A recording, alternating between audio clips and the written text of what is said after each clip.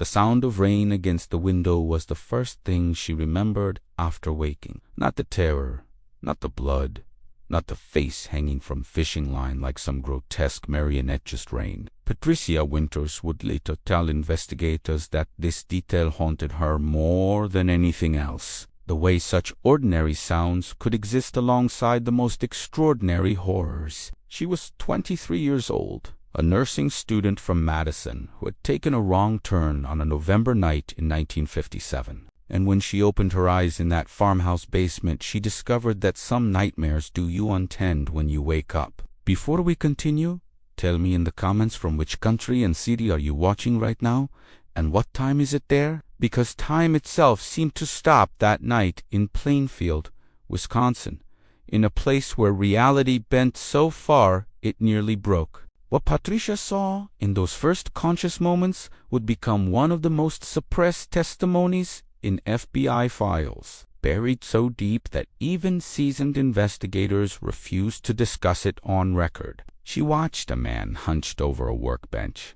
needle and thread moving with surgical precision, stitching together what she first thought was leather. But leather doesn't have eyelashes. Leather doesn't have the small moles she remembered touching in the mirror just that morning, right below her left cheek. The face Ed Gein was sewing together with the methodical care of a tailor mending a beloved coat was her own. The basement air was thick with the smell of formaldehyde and something organic and sweet that made her stomach turn. A single naked bulb swung lazily overhead, casting dancing shadows across walls lined with what looked like medical equipment but felt like instruments of transformation. The concrete floor beneath her was stained with dark patches that seemed to absorb light rather than reflect it. And everywhere she looked, she saw pieces of people arranged like components in some impossible puzzle. The year 1957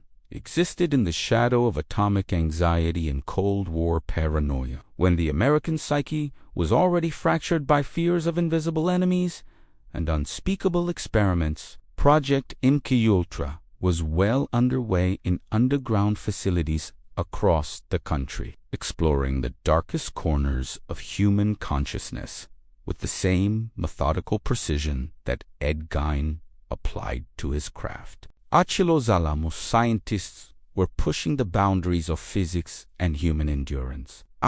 Groom Lake technologies were being developed that challenged fundamental assumptions about reality. And in small towns across the Midwest, different kinds of madness were taking root, protected by the same agencies that claimed to defend American values. The same government that was dosing unwitting citizens with LSD in hotel rooms was somehow blind to what was happening in a ramshackle farmhouse outside Plainfield, where the boundary between life and death had been dissolved entirely. But perhaps this blindness was more strategic than accidental. Perhaps the isolation that surrounded Ed Gein's activities wasn't neglect, but careful cultivation, the creation of a testing ground where the most extreme theories about human consciousness and identity could be explored without oversight or interference. Ed Gein had been perfecting his craft for years,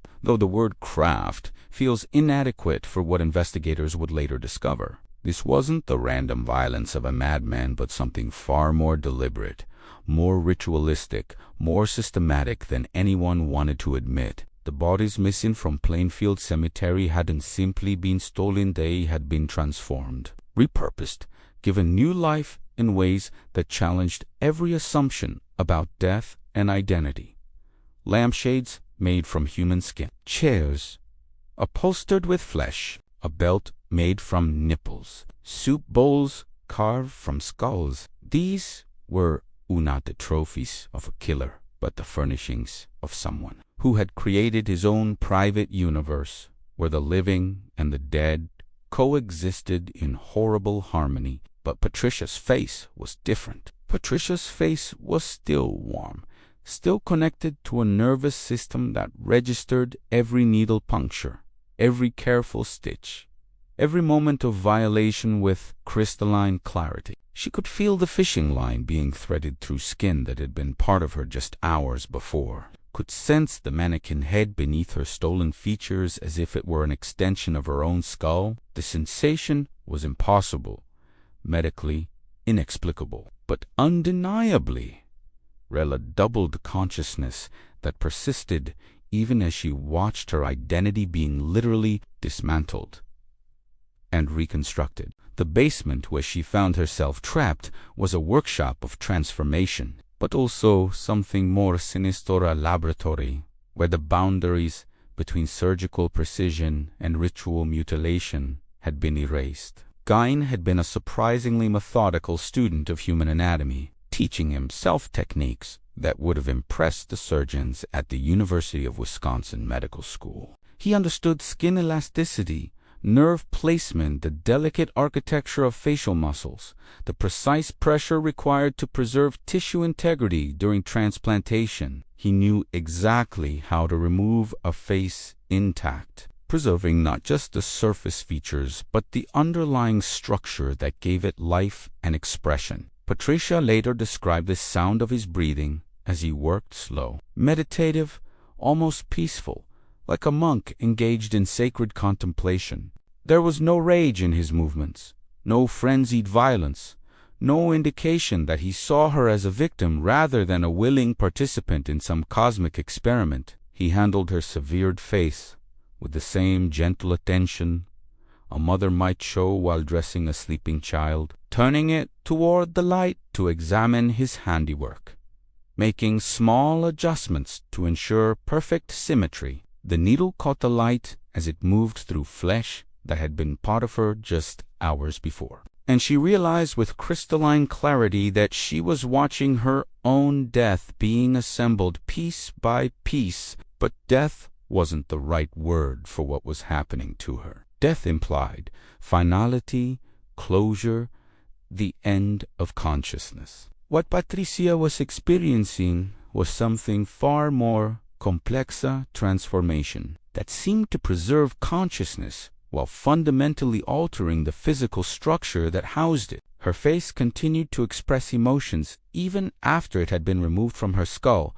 the eyes blinking in response to stimuli, the mouth moving as if trying to speak. The connection between mind and flesh persisted across a gap that should have been creating a form of existence that challenged every scientific and philosophical assumption about the nature of human identity. The official police report from November 16, 1957, mentions Patricia Winters only in passing. A brief notation that a female witness was found at the scene but released after routine questioning. No mention of her testimony. No record of her injuries. No explanation for why a nursing student from Madison would have been in Ed Gein's basement in the first place, or how she had survived an experience that should have been fatal. The paperwork describes her simply as confused but unharmed, a description that would have been laughable if it were UNT so deliberately misleading. The investigating officers who filed these reports knew exactly what they were concealing. Detective Harold Morrison, who led the initial investigation, later wrote in his private journal, found the girl conscious and coherent, sitting next to what appeared to be her own face mounted on a department store mannequin. Medical examination showed no facial trauma, no scarring, no indication that tissue had been removed but she knew details about the basement that only someone who had been there could know. The whole situation defied medical explanation, but Patricia remembered everything with photographic precision. The smell of formaldehyde mixed with something sweeter, more organic, the scent of living tissue preserved in ways that medical science hadn't yet discovered. The way Gein hummed while he worked, an old hymn her grandmother used to sing, "In the sweet by and by," the melody distorted by the basement acoustics until it sounded like a funeral. The precise moment she realized that the face on his workbench still looked alive, the eyes following her movement, even though they were no longer connected to her nervous system, the mouth forming silent words. that she somehow understood. She remembered how he would occasionally pause in his sewing to compare his work with her living face, tilting his head like an artist checking perspective, making small adjustments to ensure that the transplanted features maintained their natural expressions. He spoke to both versions of her face as if they were equally real, equally deserving of courtesy and consideration. "Almost finished now," he would say, his voice gentle and reassuring. "You're going to be beautiful forever. Both of you." The psychological impact of witnessing her own transformation went far beyond simple trauma. Patricia found herself questioning fundamental assumptions about identity, consciousness, and the relationship between mind and body. If a face could maintain awareness after being separated from her skull, what did that say about the nature of human consciousness? If she could feel sensations through tissue that was no longer physically connected to her nervous system, what were the real boundaries of the self? What the FBI files don't mention is that Patricia wasn't Ed Gein's first living victim. According to documents that surfaced briefly in 1982 before being immediately classified under national security provisions, there were others women who woke up to find parts of themselves transformed into furniture, clothing, art. The files reference something called Project Mirror, an off-the-books psychological study conducted in collaboration with university researchers who were exploring the boundaries between identity and physical form under contracts with the Central Intelligence Agency and the Department of Defense. How much of yourself could you lose and still remain yourself? What happened to consciousness when the body was fundamentally altered? How could the psychological impact of identity transformation be weaponized for interrogation and psychological warfare? These were UNN questions born from idle curiosity, but from the urgent needs of a government preparing for conflicts where the battlefield would be the human mind rather than physical territory. Ed Gein may have been many things: grave robber, murderer, craftsman of human leather butt. He was also, according to these suppressed documents, a valuable research asset. His unique skills and psychological profile made him invaluable to researchers who needed to understand the outer limits of human endurance and adaptation. The farmhouse in Plainfield wasn't just the lair of a madman, but a testing ground for techniques that would later surface in military interrogation programs, psychological operations, and the systematic breaking down and reconstruction of human identity. Patricia's case was different because she was never supposed to wake up during the procedure. The sedatives that kept Gein's other subjects unconscious during their transformations had worn off too quickly. Perhaps because of her nursing training and familiarity with drug tolerances, or perhaps because someone wanted to observe the psychological impact of conscious awareness. During identity transformation, she wasn't supposed to see her own face being sewn onto a mannequin head. Wasn't supposed to witness the careful preservation of her features in formaldehyde. Was unsupposed to understand that her identity was being literally dismantled and reconstructed as part of an experiment that challenged the fundamental nature of human consciousness. The mannequin head was the most disturbing detail, though it rarely appears in official accounts. Gein had acquired it from Brennan's department store in Wausau, one of those blank-faced forms used to display wigs and hats. But he had modified it extensively, carving out spaces for real human features, installing what appeared to be a primitive electrical system that could stimulate nerve responses, creating a hybrid between artificial and organic that suggested something deeper than mere madness. This wasn't random psychosis, but systematic exploration of the boundary between consciousness and artificiality, between human identity and mechanical reproduction. Patricia described watching her own eyes blink from the mannequin's face, even though she could still see through her actual eyes. The transplanted features seemed to maintain some connection to her nervous system, creating a bizarre doubled consciousness that persisted for hours after her rescue. She could feel sensations through the severed face, the touch of Gein's fingers, the needle piercing the skin, the strange sensation of being handled and positioned like an object rather than a person. Most disturbing of all, she could sense emotions and reactions from the mannequin face that seemed independent of her own feelings, as if the transplanted tissue was developing its own form of awareness. The electrical stimulation system that Gein had installed in the mannequin head was far more sophisticated than anything a Wisconsin farmer should have been able to construct. The wiring patterns suggested knowledge of neurological research that was being conducted at only a handful of facilities across the country, places like Walter Reed Army Medical Center, where researchers were exploring the electrical basis of consciousness, and the Foundation in Kansas, where CIA contractors were developing techniques for electronic stimulation of brain tissue. MEMO, Department of Defense, Psychological Warfare Division, January 1958. Subject displays unprecedented adaptation to identity fragmentation. Neural pathways appear to maintain functionality across physical disconnection. Recommend immediate transfer to Los Alamos facility for extended observation. Project Mirror applications could revolutionize interrogation techniques and deep cover identity reconstruction. Handwritten note, a margin. Negative. Too much exposure already. Initiate Protocol 7 immediately.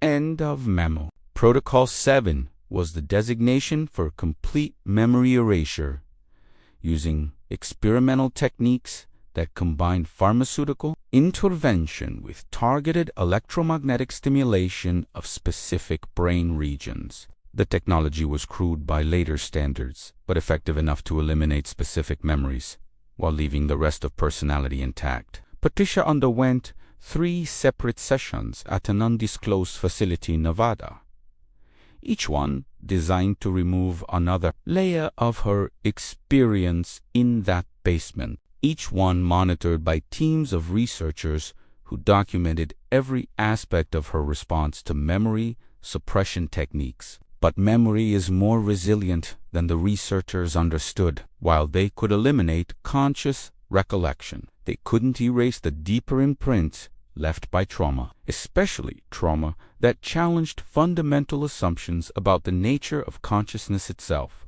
Patricia began experiencing what psychiatrists called phantom face syndrome, the persistent sensation that part of her face belonged to someone else, that when she looked in mirrors she was seeing a reconstruction rather than her original features. She would spend hours studying photographs of herself from before that November night, trying to identify which elements had been changed or replaced, searching for evidence of surgical alteration that existed below the threshold of conscious awareness. The medical examinations that followed her release showed something impossible. Patricia's facial tissue displayed signs of being surgically removed and reattached, despite the absence of visible scars or surgical markings. Tissue samples revealed cellular structures that suggested recent trauma and healing, but the healing patterns were unlike anything in medical literature. It was as if her face had been carefully removed,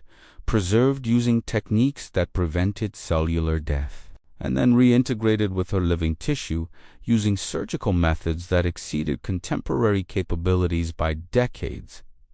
Dr. Michael Harrison, the plastic surgeon who examined Patricia in secret at a private facility outside Las Vegas, later wrote in his confidential notes, "The patient's facial reconstruction shows evidence of advanced surgical techniques that would be developed for another 20 years. The precision of nerve reattachment, the seamless integration of tissue layers, the complete absence of scarring it suggests access to medical technology far beyond current capabilities. More disturbing is the electrical activity in the facial muscles, which shows patterns consistent with external neural stimulation long after any such equipment was removed. These notes disappeared from Harrison's files in 1963, along with all records of Patricia's treatment and the tissue samples that had been collected during her examination. Harrison himself died in a car accident 2 weeks later, his vehicle found wrapped around a tree on a straight stretch of highway he had driven safely for 15 years. The accident report noted mechanical failure, but the car's brake lines showed signs of deliberate severing and traces of an unknown chemical compound were found in Harrison's blood, a compound that would not be identified by forensic science for another decade. As the cover-up deepened, Patricia found herself living a carefully constructed life. Her new identity included modified school records, altered birth certificates, and a complete medical history that erased any evidence of her time in that basement. She was given a job at a hospital in California, far from Wisconsin, and assigned a caseworker who monitored her adjustment to her new life while collecting data on the effectiveness of memory suppression techniques. The caseworker's reports, discovered years later in a warehouse of declassified documents, described Patricia as adapting well to her synthetic memories and showing minimal signs of breakthrough awareness.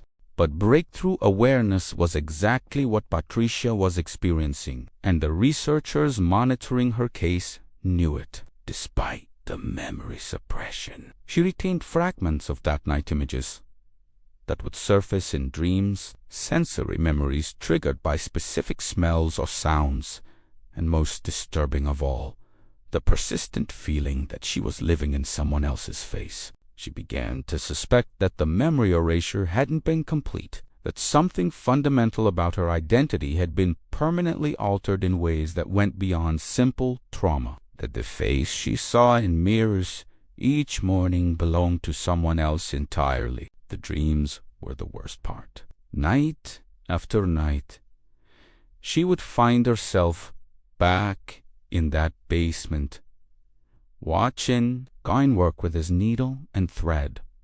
But in the dreams, she wasn't the victim. She was an observer watching him operate on someone else who looked exactly like her. Sometimes the other Patricia would turn to look at her directly, and she would see her own face, but with different expressions, different emotions, as if the transplanted features had developed their own personality independent of her consciousness. If you're still here, it means you're one of the few who question the official story. Subscribe before this video vanishes, because what happened to Patricia Winters connects to something far larger than one madman's basement workshop. The connections began to emerge slowly through careful research and the gradual declassification of government documents that should have remained buried forever. Ed Gein's activities in Plainfield were isolated incidents, but part of a larger network of research facilities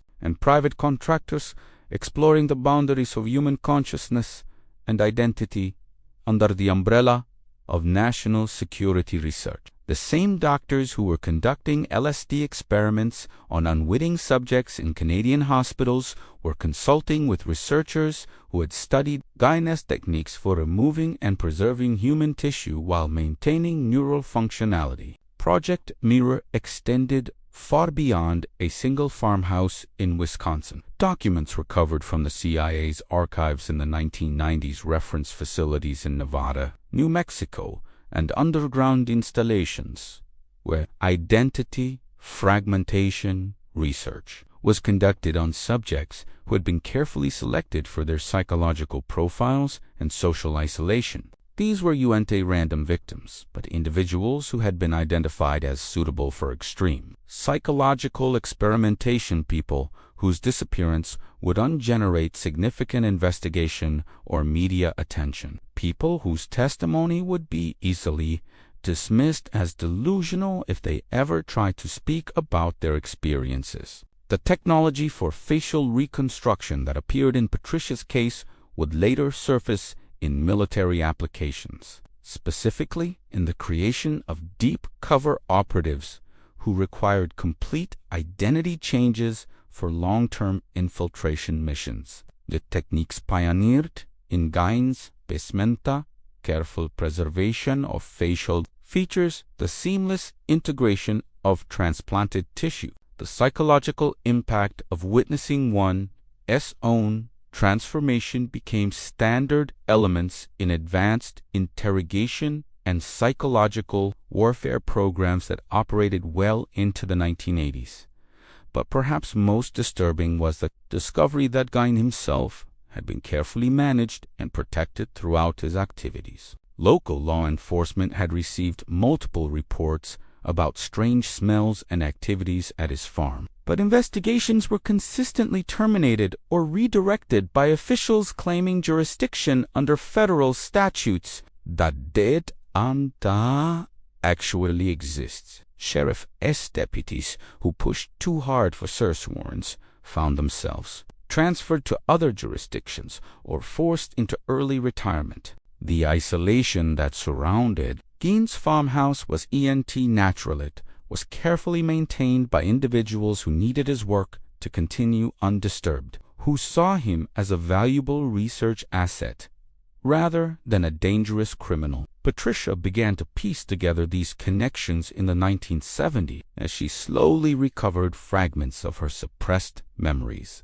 and began to understand the larger pattern of which her experience had been just one small part. She discovered that other women had experienced similar abductions, transformations, and memory erasures, but their cases had been even more thoroughly buried than her own. Some had been declared missing persons who were never found. Others had been committed to psychiatric facilities where they remained for decades, their testimonies dismissed as delusional fantasies, their memories suppressed through ongoing pharmaceutical intervention. The pattern that emerged suggested systematic experimentation on human subjects, designed to explore the psychological and physical limits of identity transformation for military and intelligence applications.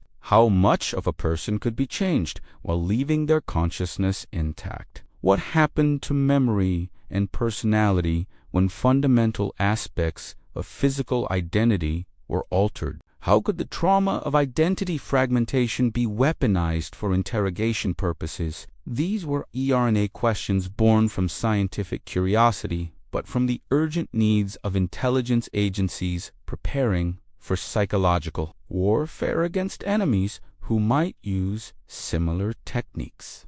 Patricia's face had become a testing ground for these theories, a laboratory where the boundaries between consciousness and identity could be explored without ethical oversight or legal constraints. The surgical precision with which it had been removed and reattached suggested access to medical technology and expertise that far exceeded what should have been available in a Wisconsin farmhouse. The psychological impact of witnessing her own transformation had provided valuable data about consciousness, identity, and the boundaries between self and other. Even the memory suppression techniques used to erase her experience had been experimental, designed to test new methods of psychological control that would later be refined and deployed in interrogation facilities around the world. The supernatural elements that surrounded these cases, reports of preserved faces that seemed to maintain consciousness, transplanted features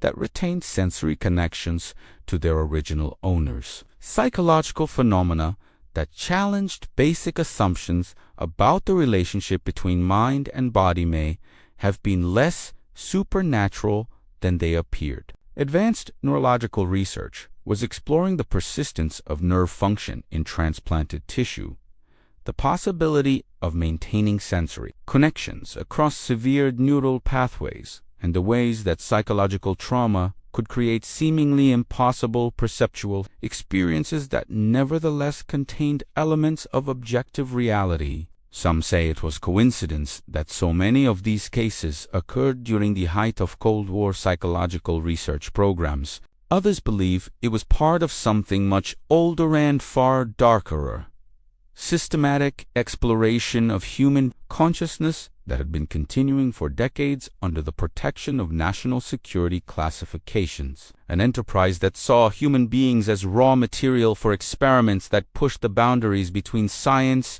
and horror, between healing and harm, between the preservation of consciousness and its complete reconstruction. The line between scientific research and occult experimentation became increasingly blurred as government agencies explored techniques that challenged fundamental assumptions about reality itself. The basement where Patricia watched her own face being sewn onto a mannequin head was just one node in a network of facilities where similar experiments were conducted, where the boundaries between life and death, consciousness and artificiality, identity and its complete reconstruction were systematically explored and violated. The files that still exist, the fragments that survived deliberate destruction campaigns in the 1970s and 1980s suggest that Patricia Winters was one of hundreds of subjects who underwent similar experiences as part of programs that operated under various classifications and code names. The success rate for complete memory suppression was apparently less than 60%,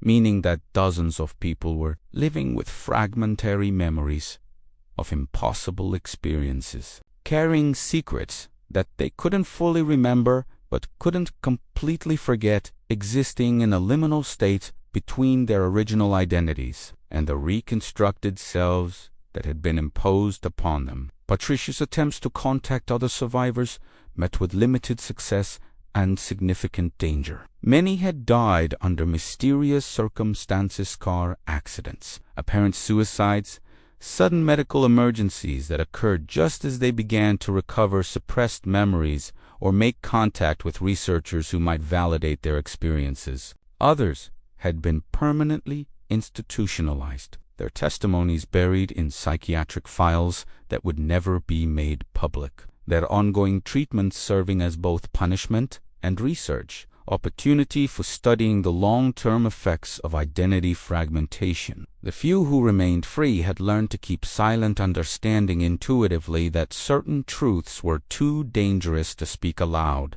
that their continued survival depended on maintaining the fiction that their experiences had been delusional fantasies rather than systematic violations of everything that defined human dignity and individual consciousness. They lived as walking experiments, carrying within their altered identities the evidence of technologies and techniques that challenged basic assumptions about the nature of human existence. The investigation into Ed Gein's activities officially concluded with his commitment to a mental institution where he remained until his death in 1984. But unofficial investigations continued for decades, following threads that connected his work to research facilities across the country, to university psychology departments that had received mysterious funding from shell corporations linked to intelligence agencies, to private contractors who specialized in human factors research for military applications. The network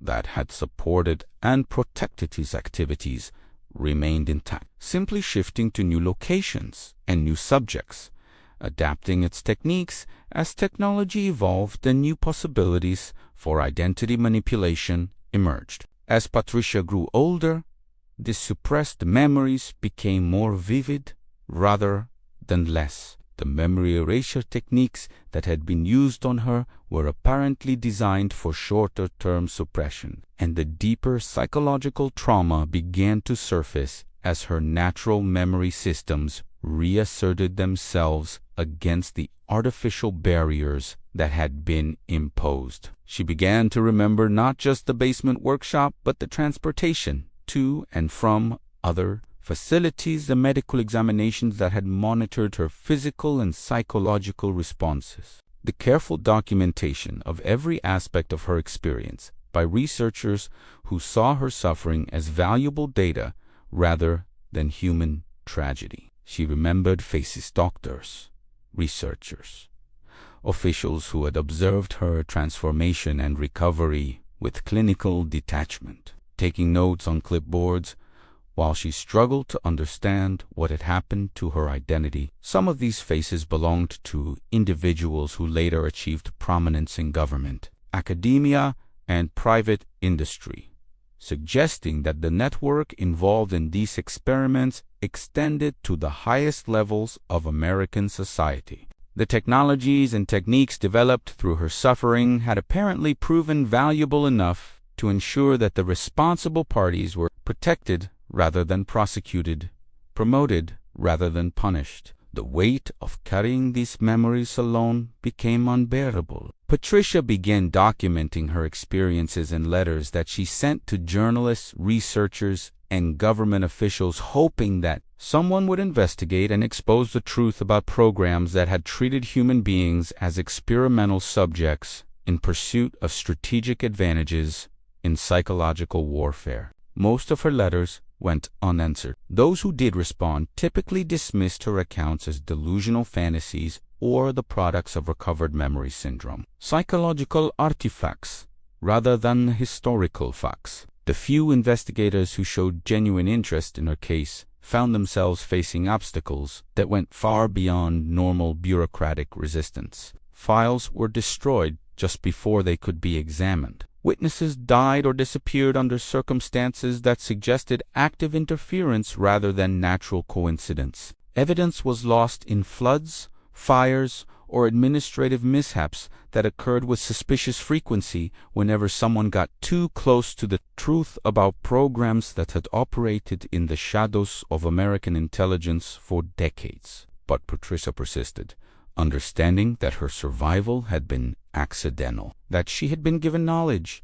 that was never meant to exist in the public sphere. The face that stared back at her from mirrors each morning carried secrets that connected to the darkest chapters of American history, experiments that had violated every ethical principle in pursuit of knowledge that might provide strategic advantages in conflicts where the human mind itself had become the primary battlefield. The technology that had been used to alter her identity had evolved and spread throughout the intelligence community, creating possibilities for deep cover operations that challenged fundamental assumptions about human identity and the immutability of consciousness. The psychological techniques developed through her trauma had informed interrogation methods, mind control experiments, and influence operations that spanned decades and affected thousands of lives, creating a hidden history of systematic violation that existed parallel to the official narrative of American democracy and individual rights. Her story intersected with other suppressed histories, the radiation experiments conducted on unwitting subjects, the mind control programs that had destroyed countless lives, the systematic violation of human rights that had been justified by national security concerns, and the urgent needs of psychological warfare. The basement, where she had watched her own face being sewn onto a mannequin head, was just one small corner of a vast enterprise that had treated human beings as experimental subjects in pursuit of knowledge that could be weaponized against enemies, foreign and domestic. As the decades passed, Patricia realized that the suppression of her story was itself part of the experiment. Another layer of the systematic violation that had begun in Gein's basement and continued through her memory, erasure, and ongoing surveillance. How effectively could traumatic memories be buried? What happened to consciousness when fundamental aspects of identity were systematically undermined? How much truth could society absorb before the cognitive dissonance became unbearable? Her silence had been as carefully engineered as her original transformation, designed to test the limits of psychological control and the effectiveness of memory suppression technique.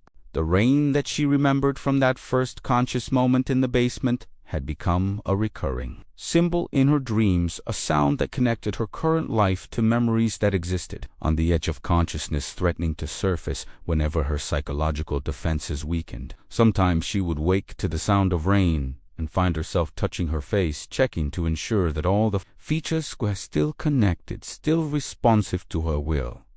still part of the identity that she had been allowed to keep. The boundary between her reconstructed identity and her original self remained uncertain, leaving her perpetually questioning which version of Patricia Winters was real and which was the carefully constructed fiction. She died in 2003, having never received official acknowledgement of her experiences or compensation for her suffering. The obituary described her as a retired nurse who had lived quietly in California, with no mention of her connection to one of the most suppressed cases in FBI history. Her personal papers, which contained detailed documentation of her memories and research into the network of facilities and researchers who had orchestrated her transformation, disappeared from her apartment before her family could examine them. The official cause of death was listed as natural causes, though friends noted that she had been in excellent health and had shown no signs of illness. The basement workshop where Patricia first awakened to horror was demolished in 1958,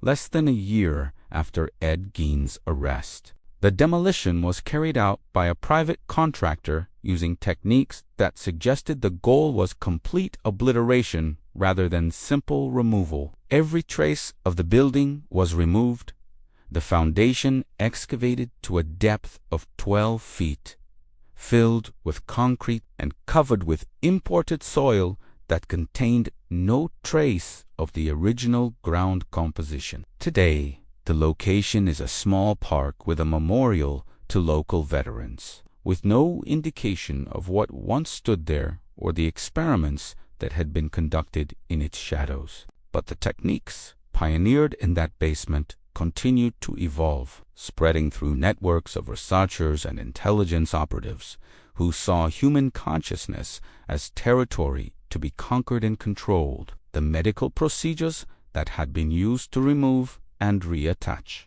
Patricia's face informed surgical methods that would revolutionize plastic surgery, trauma, medicine, and reconstructive techniques. The psychological manipulation that had shaped her memory became templates for influence operations that would affect global politics for decades, creating possibilities for control and coercion that challenged fundamental assumptions about human autonomy and individual consciousness. The intersection of technology and human consciousness that her case represented marked the beginning of an era where identity itself became a malleable resource, where the boundaries between authentic and artificial experience could be systematically violated in pursuit of strategic advantages that remained classified long after the techniques themselves had become standard practice in intelligence operations around the world. Was it madness that drove Ed Gein to transform human remains into household furniture, or was it design carefully orchestrated exploration of the boundaries between life and death, identity and anonymity, consciousness and control? The answer may lie somewhere in the space between these possibilities, in a reality where individual psychosis and systematic experimentation converged to create horrors that exceeded both categories, where the basement workshop of a Wisconsin farmer became a testing ground for techniques that would reshape the landscape of human consciousness itself. Patricia's face, sewn together with surgical precision while she watched in helpless fascination, represented more than one woman's trauma. It was a symbol of a society willing to sacrifice individual dignity for the promise of strategic advantage, a culture that had learned to disguise its deepest violations as scientific progress and national security. The needle and thread that connected her stolen features to an artificial head also connected her experience to a vast network of similar violations that continues to shape human consciousness in ways that remain largely invisible, a hidden architecture of control that operates beneath the surface of official history. Some stories were never meant to be told, but now that you've heard it, there's no way to unhear it. If this story made you question reality, share it before it disappears, and subscribe not for entertainment, but for truth, because some truths only survive when they're spoken, and Patricia Winters deserves to be remembered not as a footnote in someone else's madness, but as evidence of experiments that challenge everything we think we know about the boundaries between science and horror, between healing and harm, between the faces we reborn with and the ones we regiven by forces that remain hidden in the shadows of official silence.